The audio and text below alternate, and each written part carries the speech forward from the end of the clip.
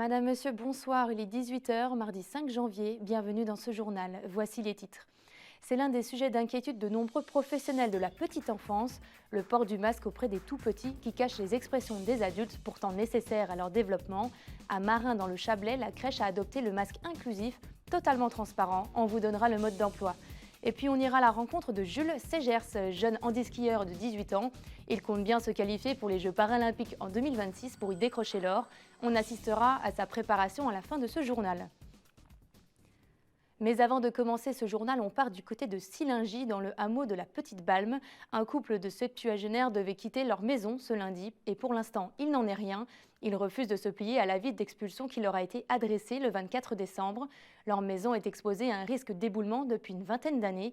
2 chutes de pierre ont déjà eu lieu, la première en 1995, la seconde le 16 décembre dernier. Le couple rappelle qu'un accord avait été trouvé avec le maire et le préfet sur des travaux de sécurisation en 2014 qui n'ont jamais vu le jour. Une enquête publique a été menée en 2020, écartant le scénario de leur expropriation au regard de la situation. La famille dénonce un acharnement à leur encontre. On écoute Benoît Cabrara, le fils du couple. Ce projet n'a jamais été élaboré.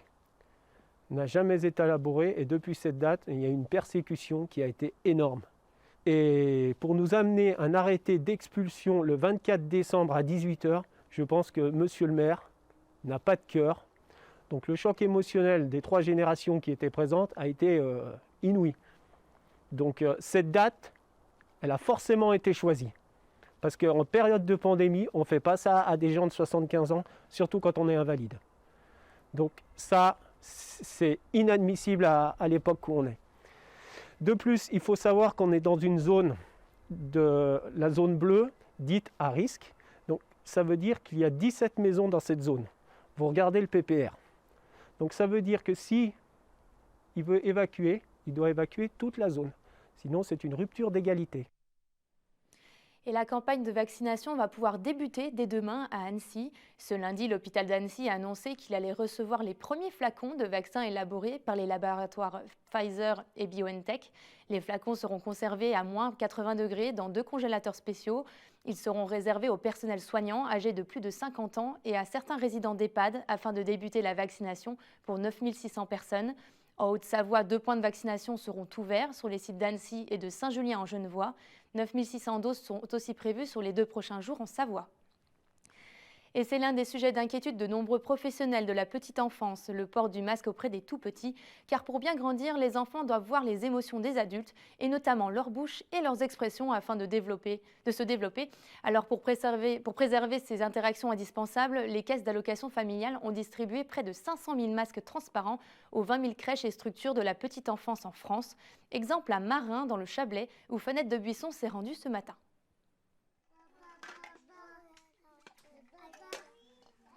Des petits êtres en construction, en développement permanent à l'heure du Covid et des masques. Ils sont obligatoires pour les adultes, même au seul contact des tout-petits depuis la rentrée. La crèche parentale Les Petits Malins à Marin accueille une vingtaine d'enfants. Plusieurs d'entre eux ont connu leurs premiers pas en structure avec les masques. Des adaptations qui mettent plus de temps, un lien de confiance qui est plus long à s'instaurer, des enfants qui ont envie d'arracher le masque parce que ça les gêne sûrement dans la relation et la communication. Et après, peut-être à long terme, on verra, selon les études, mais peut-être des incidences sur le développement du langage. Et le visage traduit un peu de nos émotions. Ici, on accompagne les enfants beaucoup dans ce sens, à pouvoir les nommer, à savoir ce qui se passe en nous. On est coupé un peu de cette partie-là. On est arrivé en octobre, à cause des mesures liées au Covid, on n'a pas pu visiter la crèche tout simplement, avant de commencer l'adaptation de mon fils. Donc du coup, c'est vrai que c'était un peu, au début, on ne savait pas trop comment ça allait se passer. Puis au final, quand on a commencé l'adaptation et tout, c'est vrai qu'avec le masque, tout de suite, il y a une sorte de distance qui se met en place. Mais les personnes qui sont responsables de l'association, que ce soit Elodie ou Marina, essayent le plus possible de nous mettre à l'aise et de faire en sorte qu'on oublie un peu cette barrière due au masque. Depuis quelques jours, comme les 300 structures d'accueil de la petite enfance de Haute-Savoie, les professionnels sont équipés de masques inclusifs. Ces masques transparents qui permettent à l'enfant de voir la bouche, les émotions qui s'en dégagent. Les familles déjà sont contentes de voir mon visage en entier. Parce que mine de rien, on ne se connaît pas en entier. On est tous masqués depuis le début de l'année. Et les enfants aussi, je vois qu'ils peuvent de nouveau lire sur mes lèvres quand je chante une chanson, quand je raconte une histoire ou quand je m'adresse à eux tout simplement. Il y a le contact visuel, mais je pense qu'il va aussi avec le reste des expressions de mon visage. Près de 7000 masques transparents ont ainsi été distribués en Haute-Savoie ces derniers jours. Un premier pas en attendant un retour à la normale. Ça fera un escargot. Bravo. Je la... Et plus d'une semaine après la cyberattaque dont ils ont été victimes, les services du Grand Annecy ont retrouvé un fonctionnement presque normal, mais la prise de contact avec le grand public reste laborieuse. Ils doivent traiter tous leurs dossiers de manière manuscrite. Les salariés et les élus de l'agglo ne sont plus joignables par mail et le site internet est encore indisponible. En attendant, le Grand Annecy fait savoir à ses usagers de passer par d'autres moyens de communication comme la page Facebook ou directement par téléphone. Et on reste à Annecy avec le lancement du budget participatif ce lundi 4 janvier. Chaque citoyen et citoyenne d'Annecy est donc invité à déposer ses idées sur la plateforme numérique de la ville. L'objectif, proposer des projets afin d'améliorer le fonctionnement de la ville ou de son quartier. La ville d'Annecy a alloué un budget d'1 million d'euros pour la réalisation de tous ces projets. Les grandes lignes de ce dispositif ont été présentées ce mardi en mairie déléguée de Cédaux. On écoute Marie Bertrand, maire adjointe d'Annecy en charge de la participation citoyenne. Elle répond aux questions de Sébastien Germain. À nous, les valeurs qu'on défend, c'est vraiment la coopération et la confiance. On espère que les habitants, du coup, auront une perception différente de la ville. On veut vraiment, du coup, faire preuve à la fois d'humilité et de pédagogie et leur proposer, donc du coup, une évolution du rapport aux représentants de la ville. Enfin, une vraie compréhension aussi de comment se soumet, comment se réalise un projet, combien est-ce qu'un projet coûte. Donc du coup, vraiment comprendre comment fonctionne du coup une ville avec un budget, avec l'argent public, et se responsabiliser aussi, se dire j'ai la possibilité de changer quelque chose à mon territoire. Et enfin aussi, de pouvoir s'impliquer et de voir concrètement le résultat de cette implication, que ce soit par la proposition d'un projet ou par le vote simplement. Parce qu'à terme, toutes les réalisations auront du coup un petit symbole qui indiquera qu'ils sont issus du budget participatif, donc de la volonté des habitants, direct. 1 million d'euros, c'est environ 7,80 € par habitant, donc au niveau d'Annecy. La moyenne nationale étant à 5 € par habitant dans la moyenne des budgets participatifs qui sont proposés en France. Donc oui, un fort engagement qui devra se suivre aussi nous, on a fait un bel effort de communication pour toucher le plus grand nombre et donc voilà, susciter au maximum la créativité des habitants et leur envie. Et on reste dans les chiffres avec une enveloppe de 625 000 € au profit des policiers et des gendarmes de Haute-Savoie. C'est la préfecture qui l'a annoncé ce matin. Cette somme s'inscrit dans le cadre du plan France Relance monté par le gouvernement au printemps dernier. Elle a pour objectif de financer des travaux immobiliers afin d'améliorer les conditions de travail et de vie des forces de l'ordre. Ces investissements devraient notamment servir à rénover les systèmes de chauffage et de certains centres de brigade, à remplacer les menuiseries du poste de la police aux frontières des Ouches et à installer une vingtaine de bornes de rechargement pour les véhicules électriques de la gendarmerie de Haute-Savoie. Et c'est officiel depuis ce matin, le mouvement Région Savoie entre en campagne pour les élections régionales de 2021 avec la liste Région et Peuple solidaire. Absent du Conseil régional depuis la fusion de l'Auvergne et de la région Rhône-Alpes en 2015, le parti a fait connaître son ambition de regagner sa place et cette fois-ci à la tête de la collectivité. Pour cela, le parti mise sur l'autonomie des territoires en relocalisant l'économie et les services publics. Je vous propose d'écouter les précisions de Laurent Blondat, le président du mouvement. Le territoire a ses besoins et ce que l'on veut, c'est que chacun puisse s'exprimer, puisse ramener à soi la démocratie. Alors, il faut relocaliser l'économie. Alors, on en entend parler depuis 1 an, puisqu'on nous a dit que plus rien ne sera jamais comme avant, il faut relocaliser. On était incapable d'avoir des masques il y a quelques mois, puisqu'ils étaient tous fabriqués en Chine, donc il fallait relocaliser. Mais que veut dire relocaliser? Si c'est simplement ramener des choses encore à nouveau dans le Grand Paris ou dans les grandes métropoles. Non, c'est dans chaque territoire et il y a énormément de richesses, de capacités, d'initiatives, de dynamisme dans chacun des territoires et il faut miser là-dessus, ce que ne fait absolument pas la France aujourd'hui. Donc relocaliser, c'est relocaliser l'économie, mais c'est aussi relocaliser les services publics. C'est-à-dire, par exemple, chez nous, on le voit bien que la raison pour laquelle les stations sont fermées, c'est que l'on ne pourrait pas recevoir les accidentés des stations de ski en ce moment dans nos hôpitaux. Alors on dit d'une certaine manière que la Savoie serait très riche. Alors, je ne sais pas si les habitants sont riches, bien moins qu'on le pense en tout cas, mais en tout cas elle est pourvoyeuse de recettes fiscales, c'est sûr, mais en tout cas ces recettes ne permettent même pas d'avoir des services publics satisfaisants. Donc, ça pose vraiment question, hein. C'est vrai pour les hôpitaux, c'est vrai pour notre université qui est toute petite par rapport aux autres universités de la région Auvergne-Rhône-Alpes, et c'est vrai pour tous les domaines publics que l'on pourrait citer. Et chaque année, 700 000 élèves sont victimes de harcèlement scolaire en France. Des gestes, des menaces, des insultes mènent certains jeunes à la dépression, voire au suicide.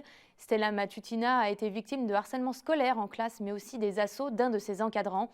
Elle a décidé de briser le silence et de parler de son enfer dans son livre. Aude Frappin et Victoria Lopez l'ont rencontrée dans le pays du Mont-Blanc. Quand le rêve tourne au cauchemar, Stella Matutina est aux anges lorsqu'elle intègre un parcours sport-études au lycée pour pratiquer sa passion, le karaté. Mais en terminale, elle va vivre un enfer. Au début, ça a commencé par des toutes petites choses. C'était des petits actes, des petites moqueries. Et je me disais, demain, ça va aller mieux, c'est pas grave, j'en parle pas. Et sauf que le lendemain, c'était toujours de pire en pire. Donc c'était des moqueries, des insultes. Ça a été jusqu'à l'agression physique. Et ensuite, à partir de mars, il y a eu une agression sexuelle. Et avec le harcèlement sexuel, donc c'était des menaces, des attouchements, tous les jours. Seule, face à son quotidien insoutenable, elle s'enferme dans le silence.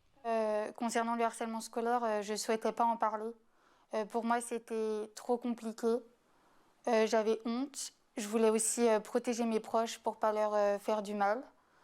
Et après de nombreux événements vraiment compliqués, j'ai décidé d'en parler. Donc j'ai d'abord contacté ma maman en lui disant peut-être 15% de la réalité des choses. Et ensuite, on en a parlé ensemble à l'établissement scolaire. Et malheureusement, ma parole n'a pas du tout été prise en compte ni entendue.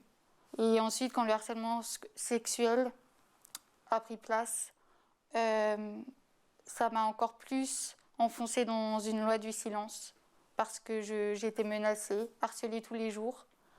Et du coup, c'est seulement 1 an après que j'ai réussi à raconter vraiment ce que j'ai subi.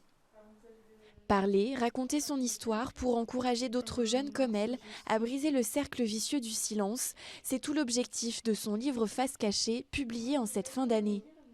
Alors évidemment, quand on est dans la situation, on entend bien autour de nous, il faut en parler, mais pour nous, c'est juste impossible. Moi, ce que je pourrais donner comme conseil, c'est d'y aller petit à petit. D'abord, essayer de se confier à une personne, que ce soit de notre famille ou dans l'établissement scolaire, ça peut être aussi l'infirmière. Vraiment d'essayer d'y aller petit à petit pour vraiment sortir de ce cercle. Derrière son masque qui reflète ses cicatrices et son pseudonyme qui préserve son anonymat, Stella poursuit son combat. Aujourd'hui étudiante, elle continue le karaté et souhaite écrire la suite de son histoire dans un second livre. Il fait partie de l'équipe de France de ski alpin handisport et rêve déjà de médailles. Jules Ségers persévère chaque année dans sa discipline de prédilection, le handiski.